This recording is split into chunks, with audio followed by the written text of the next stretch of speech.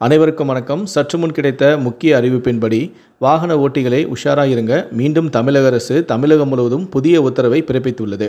அதன்படி வாகன ஓட்டிகளுக்கு என்ன ஒரு புதிய விதிமுறைகள் மாற்றம் செய்யப்பட்டுள்ளது என்பதை பற்றி இந்த வீடியோவில் விரிவாக பார்க்கலாம்.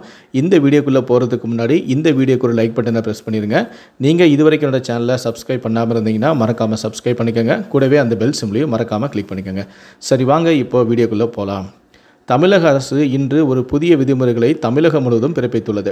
கடந்த சில நாட்களுக்கு முன்பு மத்திய அரசு ஒரு புதிய விதிமுறைகளை அமல்படுத்தியது. அதாவது 18 வயதுக்கு கீழே உள்ளவர்கள் வாகனம் ஓட்டினால் அந்த வாகனங்கள் பறிமுதல் செய்யப்படும் எனவும், அதாவது அந்த வாகனத்துடைய ஆர்சி ரத்து செய்யப்படும் எனவும், 25,000 ரூபாய் அபராதம் விதிக்கப்படும் எனவும், பெற்றோர்களுக்கு 3 ஆண்டு சிறை தண்டனை விதிக்கப்படும் உள்ளிட்ட பல அதிரடியான உத்தரவுகளை பிறப்பித்திருந்தது. இந்த நிலையில்தான் தமிழக அரசு இன்று தமிழகம் முழுவதும் மேலும் ஒரு புதிய விதிமுறைகளை அமல்படுத்தியுள்ளது. அதன்படி தமிழகத்தில் ஓடும் வாகனங்களில் போலீஸ், வக்கீல், மீடியா, பிரஸ், அட்வொகேட், டாக்டர், தலைமைச் செயலகம் மற்றும் இராணுவம் என்று பணிகள், பதவிகளை குறிப்பிட்டு ஸ்டிக்கர்களை ஒட்டுவதை வழக்கமாக வைத்துள்ளனர். மேலும் அரசியல் கட்சி உறுப்பினர்கள் தங்களுடைய பங்குக்கும் அரசியல் கட்சி சின்னங்களையும் ஸ்டிக்கர்களாக ஒட்டுகிறார்கள். இதை தவிர தங்களுடைய ஜாதி சங்கங்களின் சின்னங்கள், பெயர்களையும் குறிப்பிட்டு ஸ்டிக்கர்களை சிலர் ஒட்டிக்கொள்கிறார்கள். இப்படி ஒட்டுவதை சென்னை போக்குவரத்து போலீசார் கடந்த மாதம் அதிரடியாக தடை செய்தனர். சென்னையில் ஓடும் தனியார் வாகனங்களின் நம்பர் பிளேட்டுகளில் போலீஸ் துறை, அரசு, ஊடகம், வக்கீல் என ஸ்டிக்கர் ஒட்டக்கூடாது எனவும், மீறினால் அபராதம் விதிக்கப்படும் என்றும் சென்னை போக்குவரத்து போலீசார் உத்தரவிட்டனர். இந்த உத்தரவை மாநிலம் முழுவதும் அமல்படுத்த கோரி சென்னையை சேர்ந்த தேவதாஸ் காந்தி வில்சன் என்பவர் சென்னை உயர்நீதிமன்றத்தில் வழக்கு ஒன்றை தொடர்ந்திருந்தார். அதில் கார் கண்ணாடிகளில் கருப்பு ஸ்டிக்கர் ஒட்டக்கூடாது என்று உயர்நீதிமன்றம் உத்தரவை தமிழ்நாட்டில் முறையாக அமல்படுத்தவில்லை என்றும் அவர் அதில் குற்றம் சாட்டியிருந்தார்.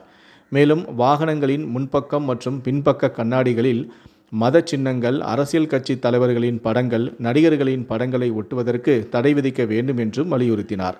அத்துடன் குறிப்பாக அரசு பஸ்ஸுகளில் பின்புறமும் பக்கவாட்டு பகுதிகளிலும் முழுவதுமாக ஸ்டிக்கர் ஒட்டி விளம்பரங்கள் செய்வதற்கு தடை விதிக்க வேண்டும் என்றும் அந்த மனுதாரர் தேவதாஸ் காந்தி வில்சன் குறிப்பிட்டிருந்தார். இந்த வழக்கை சென்னை உயர்நீதிமன்ற பொறுப்பு தலைமை நீதிபதியான மகாதேவன், நீதிபதியான முகமது ஷபீக் ஆகியோர் அமர்வு விசாரித்து வந்தது.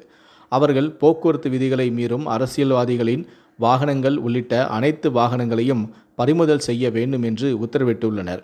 பின்னர் நம்பர் பிளேட்டுகளில் ஸ்டிக்கர் ஒட்டியிருந்தால் அனைத்து வாகனங்களையும் பறிமுதல் செய்ய வேண்டும் எனவும், கார் கண்ணாடிகளில் கருப்பு நிறத்தில் கூலிங் ஸ்டிக்கர் ஒட்டியுள்ள வாகனங்களை சோதனை செய்ய வேண்டும் எனவும், இந்த வழக்கு தொடர்பாக வருகிற 20ஆம் தேதி விரிவான உத்தரவு பிறப்பிக்கப்படும் என்றும் அதனை கூறி விசாரணையை தள்ளி வைத்தனர். அன்று சம்பந்தப்பட்ட அதிகாரிகள் நேரில் ஆஜராக வேண்டும் என்றும் பொறுப்பு தலைமை நீதிபதியான மகாதேவன், நீதிபதியான முகமது ஷபீக் ஆகியோர் அமர்வு கூறியுள்ளது. எனவே இன்னும் 2 வாரத்தில் இந்த வழக்கில் சென்னை உயர்நீதிமன்றம் விரிவான உத்தரவை பிறப்பிக்கப் போகிறது. ஸோ முடிந்தளவுக்கு இந்த விஷயத்தில் ரொம்ப அலர்ட்டாக. ஸ்டிக்கர் ஏதாவது நீங்கள் ஒட்டிருந்தீங்கன்னா உங்கள் நம்பர் பிளேட்டில் அதை கிழிச்சு எறிஞ்சிருங்க. இல்லைனா உங்களுடைய வாகனங்களை பறிமுதல் செய்யப்படும். உயர்நீதிமன்றம் உத்தரவிட்டிருக்கக்கூடிய இந்த அதிரடியான உத்தரவை பற்றிய உங்களுடைய கருத்துக்களை கீழே கமெண்ட் பண்ணுங்கள். நன்றி, வணக்கம்.